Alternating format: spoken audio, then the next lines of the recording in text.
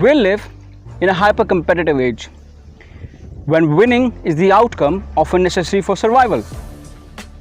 In classrooms, sports, trade, and commerce, or at work, the archetypical successful person is determined, aggressive, and obsessed with winning at everything and at every time, and sometimes at any cost. Of course, competition is healthy, but winning may come at a hefty price. Always striving to win or being overzealous can be both unnecessary and unproductive. Besides, collaborative or naturally uncompetitive individuals tend to find competitive people somewhat unpleasant. History provides a few vivid portraits of intense competition that compared to the mid-1990s browser war. A narrative characterized by the dogged determination and intense competitive spirit of some of the world's greatest entrepreneurs. Bill Gates, Tim Berners-Lee, Mark Anderson of Netscape. This war was fought illicitly by the Microsoft. We know Bill Gates as the biggest philanthropist in the world, but as an actor in the biggest tech war of all times. Microsoft decided to retire its Internet Explorer back in 2015. That was its main web browser for almost 2 decades. So let's spool back a bit to 1993. By then, I was born then. By then, the internet was roughly 10 years old. But for its first decade had largely been unknown to anyone other than geeks, computer scientists, researchers, and few. 2 years earlier, Tim Berners-Lee had created and released the World Wide Web, or WWW, onto the internet. But initially, no one noticed. Then in the spring of 1993, Mark Anderson and Eric Bina released Mosaic, the first graphical browser, and suddenly the real world realized what the internet was for and clamored to get aboard. But here, the strange thing was that Microsoft, by 1993, it was a dominant force in the computing world. Microsoft failed to notice the power of internet. Microsoft did not even have an internet server until the early in 1993. And that the only reason the company set one was because Steve Ballmer, Bill Gates' second in command, had discovered on a sales trip that most of his big corporate consumers were complaining that Windows did not even have an IP stack. IP stack is a way of connecting the computer to the internet. But even when the Microsoft engineers built an IP stack into Windows, the pain continued because it was not at par with the quality of the Microsoft back then. But on the other side of the aisle, Mark Anderson and his colleagues left university to found Netscape and wrote a new browser from scratch and released it as Netscape Navigator.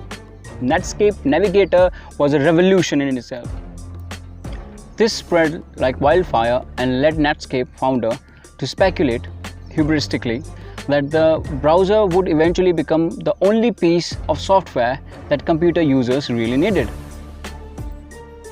thereby relegating the operating system to a mere life supporting system for the browser. उस वक्त पर जो Netscape था उसने ये decide किया था, उसके मन में ये चीज़ें थी कि भाई हो सकता है कि फ्यूचर में जो इंटरनेट सर्वर है, इंटरनेट जो ब्राउज़र है, वो ब्राउज़र ही सब कुछ कंट्रोल करेगा। लेकिन और जो विंडोज़ है, विंडोज़ सिस्टम जो है, ऑपरेटिंग सिस्टम जो है, वो एक सेकेंडरी सिस्टम की तरह काम करेगा। तो उन्होंने ऑपरेटिंग सिस्टम बिल्ड नहीं किया, उन्होंने बस एक ब्राउज़र डेवलप किया और ब्राउज़र बहुत अच्छा था, Netscape Navigator.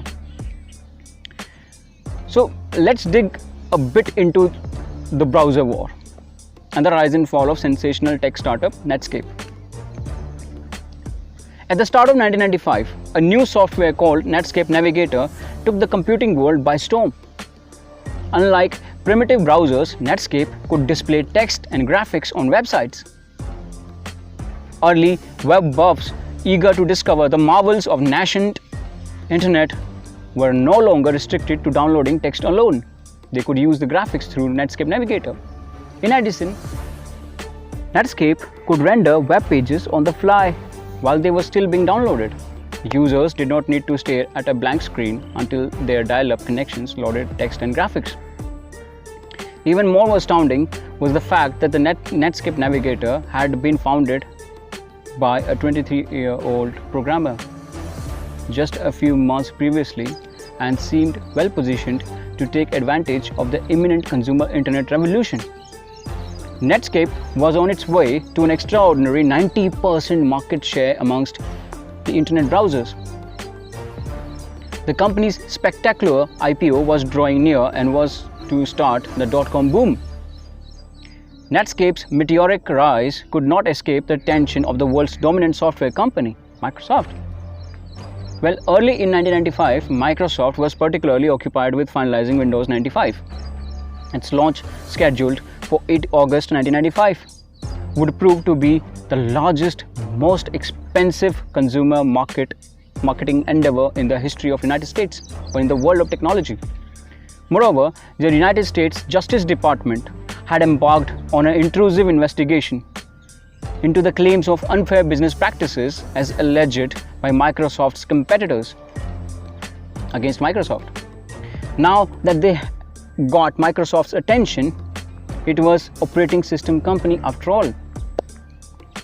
In 1995, Bill Gates wrote an internet memo entitled The Internet Tidal Wave, which ordered his subordinates to throw all the company's resources into launching a single-minded attack on the web browser market.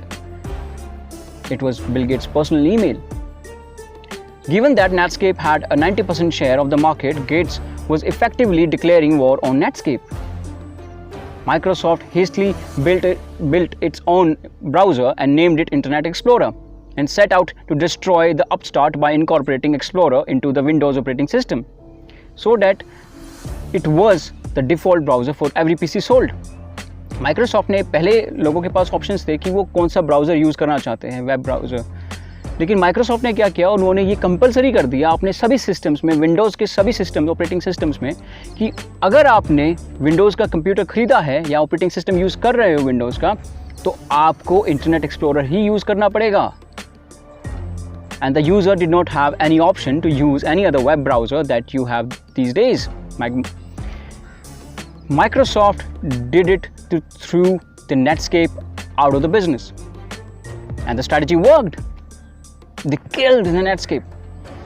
Microsoft succeeded in exterminating Netscape, but in the process also nearly destroyed itself, because the campaign triggered an antitrust, that is for unfair competition, antitrust suits which looked like breaking up the company. So Microsoft lived to tell the tale, and the Internet Explorer became the world's browser, besides being highly inferior in quality and user interface. By 2000s, Internet Explorer had a 90% market share. It was the de facto industry standard, which meant that if you wanted to make a living from software development, you had to make sure that your stuff worked on Internet Explorer. The Internet Explorer franchise was a monopoly on steroid. You could not do anything without it, no matter how good or how better programmer you are. You had to use Internet Explorer.